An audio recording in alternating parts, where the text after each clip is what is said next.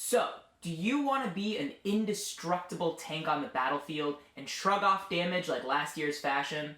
Do you like hitting like a truck and pulling off feats of strength that are just plain ridiculous? In today's video, we're talking about the value of choosing Barbarian as your class in 5th edition Dungeons & Dragons.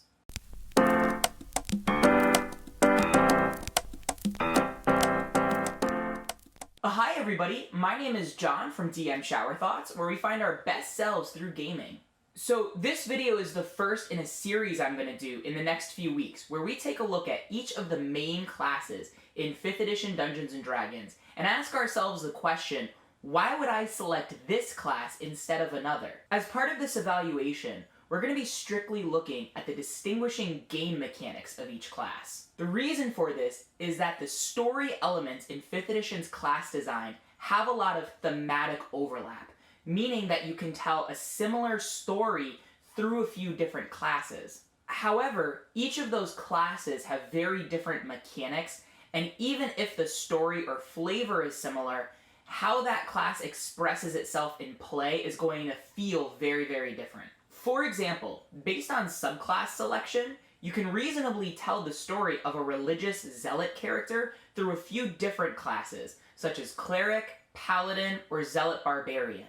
However, those three classes have very distinct mechanics, and playing a spell-casting cleric will feel very, very different than playing like a tank-like, indestructible barbarian.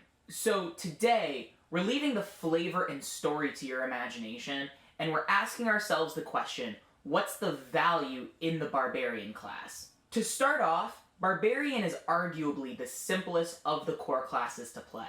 A Barbarian player's decisions in combat really boil down to, do I rage this round, and which bad guy do I take a swing at? Its class features also allow it to perform sufficiently on a limited equipment inventory, so a player doesn't have to really worry about fine-tuning their loadout to make their character perform well. In terms of combat role, a Barbarian's class features combine damage dealing with durability, and because of its rage feature, Barbarians are arguably the most survivable class that you can build to. So what we're going to do is we're going to break down 5 major mechanics that are distinct to the Barbarian, so that when you're making your class selection, you have a very clear distinguishing factors that you're choosing between. So let's get into them. So major mechanic number 1 is the Barbarian's hit dice.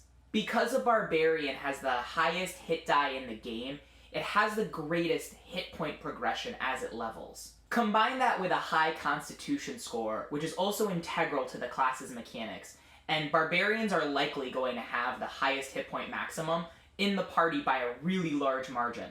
This also means that a Barbarian player has a lot of margin for error in terms of making decisions and making mistakes. They can take a little bit of punishment, which can lead to both hilarious and epic story moments. This seems like kind of a small mechanic to bring up, but it's a little change that can make a big difference in a fight, especially combined with our second major mechanic. Major mechanic number 2 is Rage, which is the bread and butter of this class.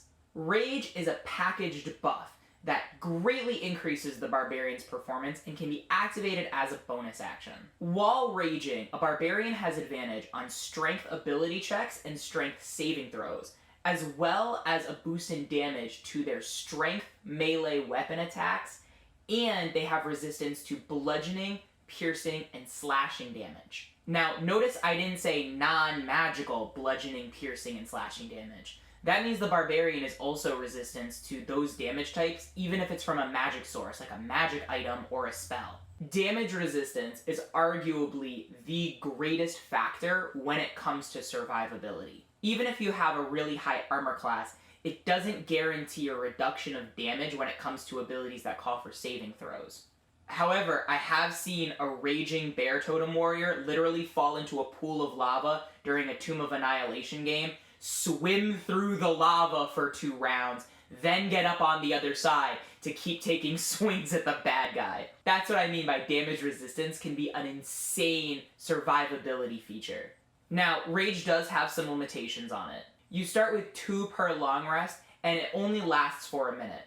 Your rage also ends early if you get knocked unconscious, if you aren't damaged within that minute, or if you go an entire round without attempting to hit a hostile creature. Now, this feature is granted to first level barbarians, and especially at the tier that you're playing at 1st through 4th level, there's almost no other feature in any class list that offers survivability in such a packaged way. Rage also progresses with a character's level, meaning that as you get more and more barbarian levels, you'll be able to rage more often and hit harder when you do. Also, each barbarian subclass at 3rd level gives some kind of augmentation to rage. For example, Bear Totem Warrior Barbarian allows you to have resistance to all damage types except Psychic. And Ancestral Guardian Barbarian allows you to conjure the spirits of your ancestors, which allow you to really draw all the fire towards you, which you're reducing anyway through your resistance. Although I said we're only evaluating mechanics, this is also a great time to bring up the fact that rage can act as an excellent narrative gateway. It offers players a transformation ability.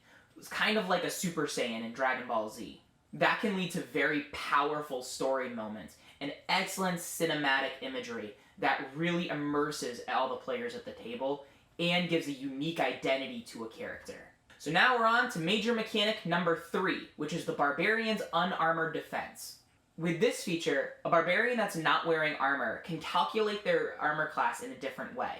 They can do it by adding 10 plus their dexterity modifier plus their constitution modifier. Another good thing to note is, unlike other unarmored defense classes, a barbarian can also use a shield and gain the benefits of unarmored defense. Because a barbarian's armor class is tied to its ability scores, a clever player can build or optimize a barbarian to have a high hit point maximum, high damage resistance, and a high armor class. It also means that the barbarian is fairly effective with limited magic items or limited equipment. You don't need to equip the barbarian with the best armor in the game because its unarmored defense serves that purpose for it. All you really need to do is give the barbarian the biggest, baddest magic weapon that you can find, and it'll be sufficient. This also means when you find things like magic armor, you can allocate that treasure to allies that actually need it, like your paladins, fighters, and clerics. Now we're on to major mechanic number 4, which is Danger Sense. Now, Danger Sense gives a barbarian advantage on its dexterity saving throws, provided that it can see the source of the effect. Now, in 5th edition's design, most abilities or features that call for some kind of dexterity save have to deal with damage. By giving the barbarian advantage on these dex saves, even if it doesn't have a high dexterity score, it allows the barbarian a greater chance to reduce the oncoming damage, which can then be reduced again if you have the right resistances. Now, this feature also really pairs well with the Rogue and Monk's evasion feature, but that's going to be a video for another day. Overall, Danger Sense is just a really nice feature that makes the barbarian harder to put down. So the last major mechanic I'm going to call out is actually later in the barbarian's progression, which is Brutal Critical. With this feature, when a barbarian scores a critical hit, instead of just rolling double the damage dice, they actually get to add an additional weapon die to the critical. Now, while there are other features in 5th edition that allow you to do a similar thing, like I believe Half-Orc has one as well, what this does is position the barbarian to be a damage dealer, but also one based on a little bit of luck and a little bit of chaos. It also tends to synergize better with weapons that have one big damage die instead of a lot of smaller damage die. So, for example, a Great Axe uses a D12, whereas a Maul uses 2D6. So, a Great Axe, when it gets a crit with Brutal Critical, would roll 3 D12s, whereas a Maul would deal 4d6 plus an extra 5th d6. In addition, like Rage, Brutal Critical grows stronger the more you invest in Barbarian levels.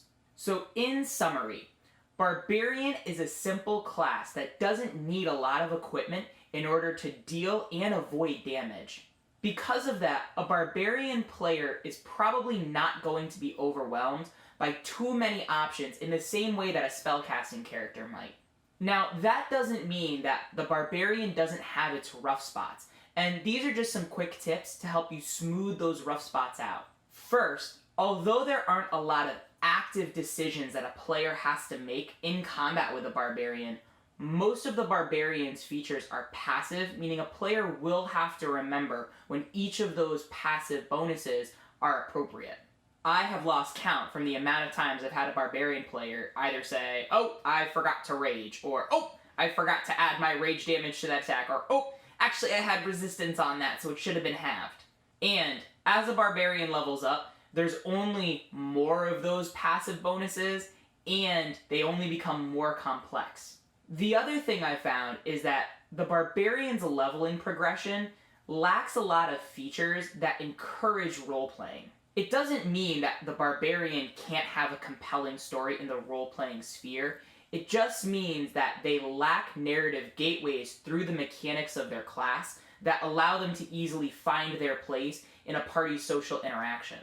So while a rogue has a lot of skill proficiencies that allow it to make a lot of clever rolls, and a bard might have spells that allow it to be extremely charming, a barbarian player may feel boxed in that they have to be some kind of mindless oaf or a disruptive force of nature.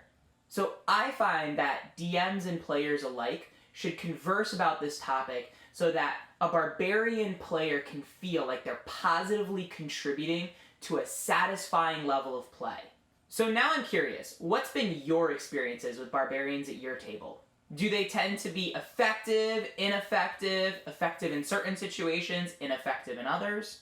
And one last thing before I go. So this channel is still really small, and I know we at DM Shower Thoughts have a lot of value to contribute to the larger dialogues of the Dungeons & Dragons community. The only way for us to grow is to have viewers like you share our content with people that you think could benefit from it. So give this video a like, subscribe, and if you can think of someone specific that you can message this video to, please do us a favor and share it with them. I want to see if we can hit 100 subscribers by the end of the month, and with your help I know we can do it. So thank you for all of your support, and remember, game responsibly. Bye-bye now.